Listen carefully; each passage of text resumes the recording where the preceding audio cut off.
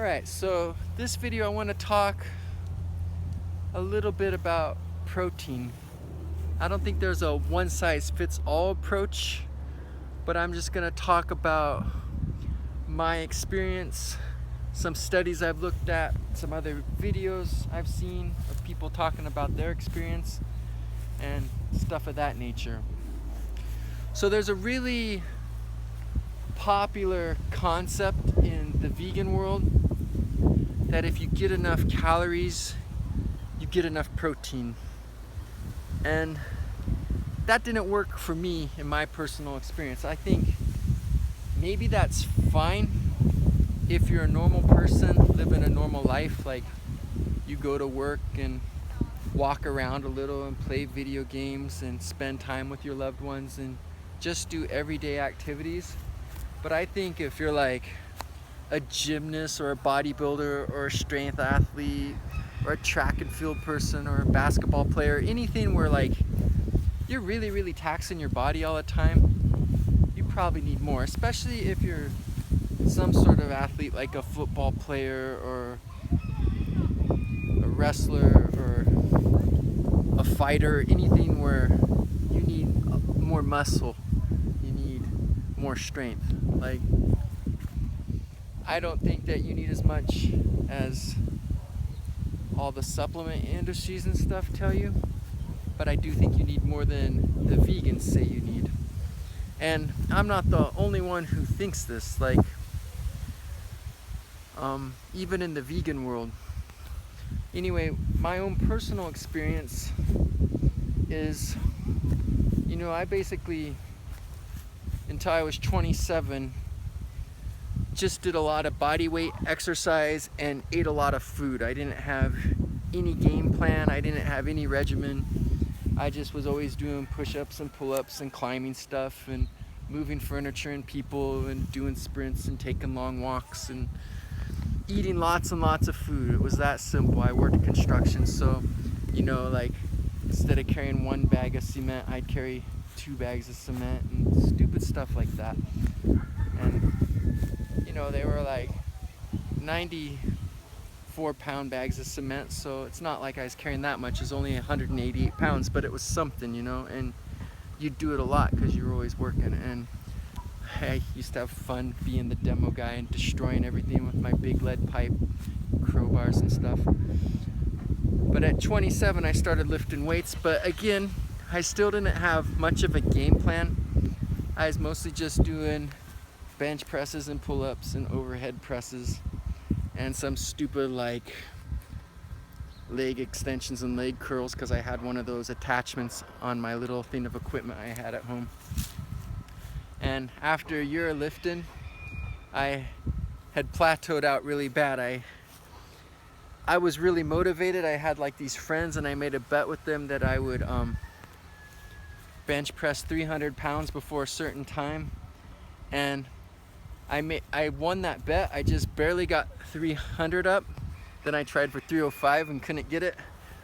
And after that, I crashed and burned. Like, I went back down to around 275 and I got stuck there for like at least a month. It seemed like forever in my mind because I was like so frustrated that I was 25 pounds weaker than I was like a month ago.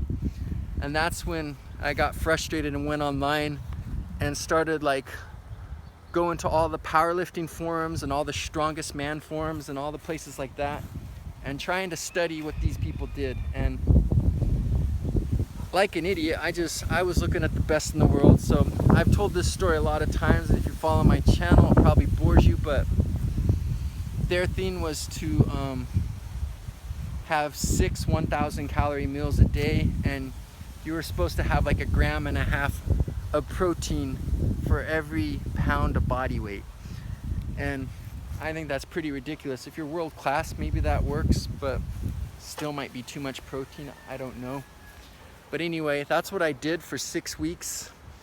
And I had never done squats and deadlifts before, so these were new lifts. So the combination of introducing my body to the big lifts and eating a ridiculous amount of food made me go from 195 to 215 in 6 weeks. So it was like huge newbie gains. And then I was like, darn, I don't want to get any bigger than this, because I always thought for my organs and joints and whatnot, it'd be better to keep a more moderate size. I didn't want to be gigantic. So I think I cut down to about 900 calorie meals a day, which is still a lot, but I had a high metabolism. And I think I knocked my meals down closer to an average of like 40 grams instead of 50 grams. So that dropped it from 300 to about 240 grams of protein. So it's probably still too much. And I don't know how long it was, but I heard something about too much protein kind of being hard on your kidneys. And I'd seen a lot of different things. So I decided at that point to drop down to more around 1 gram. So, and I also read a thing about giving your food a little bit more time to let the digestive enzymes mess with it and stuff. So I dropped from 6 meals to 5 meals. And my metabolism had slowed down a little bit by this time because I was a little bit older. So my daily intake went from around 5,500 calories to maybe just 5,000. And I was doing like 5 meals, and I was having my protein more around 200 grams, a little more, still kind of up there. But anyway, like, that's a lot of nonsense and too much talking.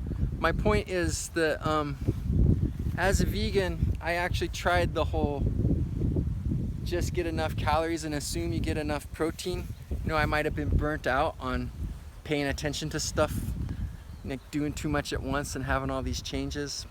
Whatever, it was like an excuse to be lazy, because I always was like focused on my macros, which it wasn't that hard after you did it a long time, but it was still kind of freeing to just eat and not care what the stuff had as long as it was healthy. But that didn't work. That didn't work at all. And there's some studies out there, even Vegan Gains put it up on his video to the Hodge twins, and Corey McCarthy mentioned it, and I think Brian Turner mentioned it too, but like it was about it worked out to about 3/4 of a gram to 9/10 of a gram per pound of body weight.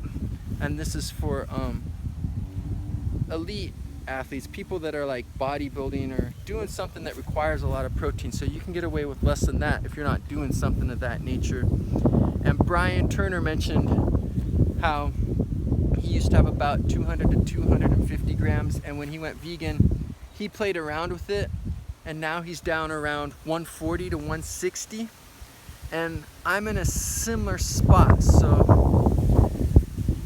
because that's about what I'm doing now, and it's working good. So I think you can even if you're doing muscle stuff, you can go anywhere from like 7/10 to 9/10 of a gram per pound of body weight, and it works pretty good.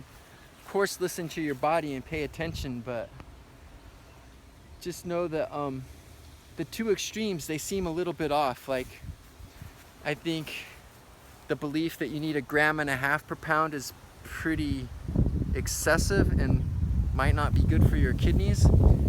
And this thing of just getting enough calories and you now have enough protein might be too far the other way, might leave you protein deficient. Of course, I did see a thing on Elliot Hulse's channel where he interviewed this guy who focused on digestive enzymes and stuff, and maybe if your body is insanely efficient at absorbing everything you take in, you can get away with less. But I haven't studied into that very much, so I haven't experienced that firsthand and don't have anything to share with you. But I do want to put that concept out there if you feel like researching that. Anyway, this got way too long and I have a burrito waiting for me, so I'm out of here.